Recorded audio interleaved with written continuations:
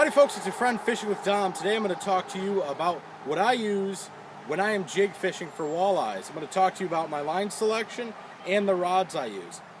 Most of the time when people are jig fishing for walleyes, they're using spinning rods. And depending on the size of your jig, you could use a spinning rod that is a medium light up to a medium heavy. So you got three kinds of rods in there that you could find at any local tackle shop depending on how you're going to be fishing. Now, first off, I'm going to show you my trusty go-to. This is my medium, Garcia Veritas rod. Medium power, moderate to fast action tip. If I am jig fishing anywhere between a 1/4 ounce to a 1/2 ounce, maybe 5/8 of an ounce, this is the rod I use. Got a rather nice, sensitive tip to it, but it still has backbone when I'm driving a hook set home. With this setup, I've attached a fluorocarbon leader. Sometimes you might want to try the leaders if you're fishing on high pressured water, if these fish have had a lot of things thrown their way and you want to be as finesse and as naturally presented as possible. But in a lot of situations when you're jigging, it's not necessary whatsoever. I like it just because I really dig the abrasion resistant properties that fluorocarbon has to offer. So if I'm bouncing it along logs or rocks and it's getting rubbed up against stuff on the bottom, this line will hold up, where if you're fishing a straight braid, it might not. But the medium, like I said, 1/4 ounce up to 5/8 of an ounce, that's what I jig fish with this rod for. If you look at my reel, I have it spooled with a super line. This is the new Berkley Fireline 8 carrier. Very, very sensitive, zero stretch, so on that hook set, you're just going to send them to Pound Town. Next of all, this is my biggest jigging rod.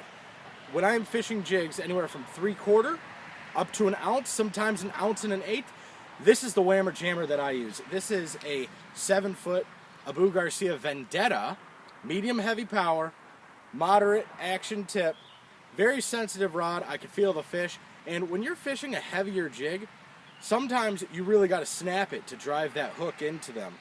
And you'll be fishing, where I fish with this rod, for instance, where you will use a rod like this, you might be jig fishing 60 feet of water, 40 feet of water sometimes, and it gets the job done. Detroit River, St. Clair River, anywhere where you're throwing the bigger leads, medium heavy, gets the job done.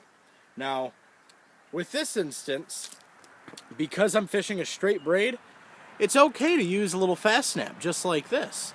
So if your jig has lost a little bit of paint, maybe the hook isn't as sharp and you don't have a sharpener in the boat and you want to swap out a jig, you can bust it off just like that. And because you've got this incredibly strong line, if you're getting hung up with the backbone of this rod, you can pull it out of the rocks most of the time. Now if you do that, you might want to replace your jig, but you'll be able to get it back no problem. When you're fishing that deep and with such a heavy lead head jig, straight line, you're going to sock it to them, because some of these fish you'll be jigging for in the St. Clair Detroit River, they are going to be the biggest walleye in North America, or have the potential to, at least. A lot of 10-pounders, a lot of 15-pounders can be caught. That's why straight braid, you're fishing that deep, current's going pretty good, you're going to feel that slight tick, send them home, baby, send them home. But don't be afraid to use one of these fast snaps. When I was younger, I'd think, this might hinder the fish's ability to hit the jig. They might, instead of line shy, they might become swivel shy. Not the case whatsoever. They're going to see that minnow presentation, and it is on. Now, on here I just have a basic spinning reel. This is an Garcia Cardinal. They don't make it anymore.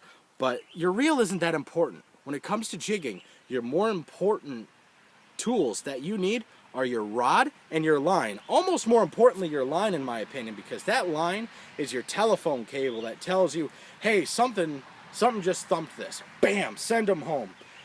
This is the Spiderwire Stealth Camo. Got it in the 20-pound, but it's the size of a 6-pound monofilament, so it's very thin, very, very strong. The knots hold up very well. I was never a big Spiderwire fan until I spooled this on, and I'm digging it. I'm really, really digging it. You can absolutely sock some big walleyes with it. And I did on the St. Clair River not too long ago.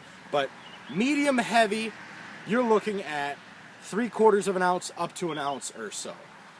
But sometimes if you want to jig a half with a medium heavy, by all means, go for it. These are just rough estimates that I've developed over the years that I recommend, but find whatever works for you. By all means, find whatever works for you. But if you are up in the Canadian bush or fishing smaller rivers for jigs, and you have a medium light and you're throwing smaller jigs up to a 1/4 ounce, that's where the medium light really, really shines. You're looking at jigs from a 1/16 up to a 1/4, 1/16 and 1/8 a 1/4. The medium light gets the job done. As I said earlier, when it comes to jigging, everybody's thinking spinning rods. That's not necessarily the case.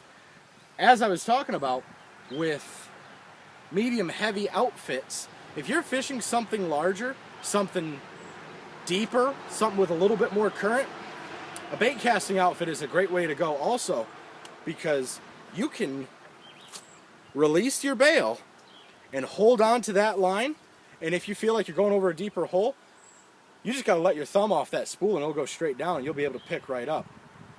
Very, very sensitive. Some people believe that with this exposed blank on this rod, this is an Abu Garcia Veritas as well, you'll be able to feel these fish impeccably.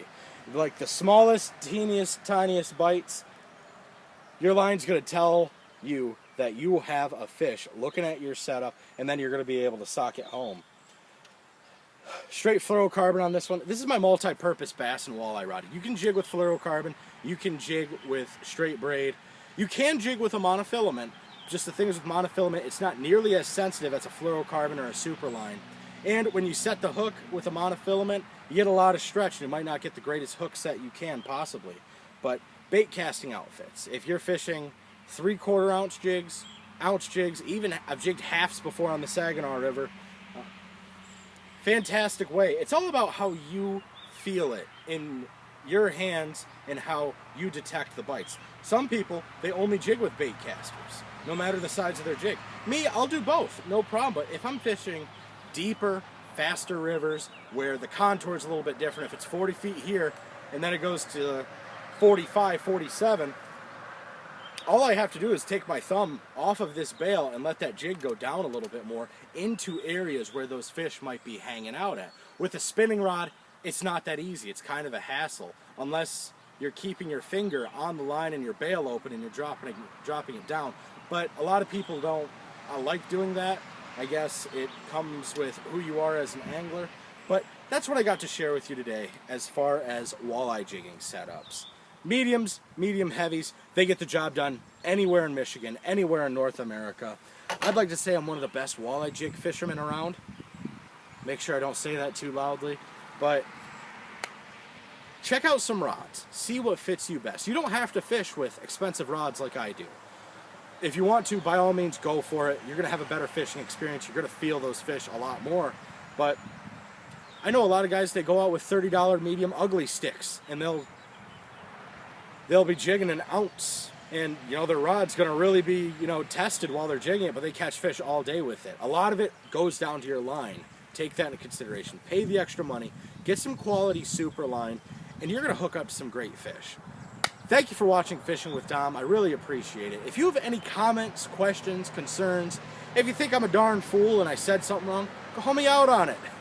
Let me know in the comments below, or holler at my social media handles, Facebook, Twitter, Instagram. I would love to hear from you. But thank you for watching this video, folks. I really, really appreciate it. Have a great day.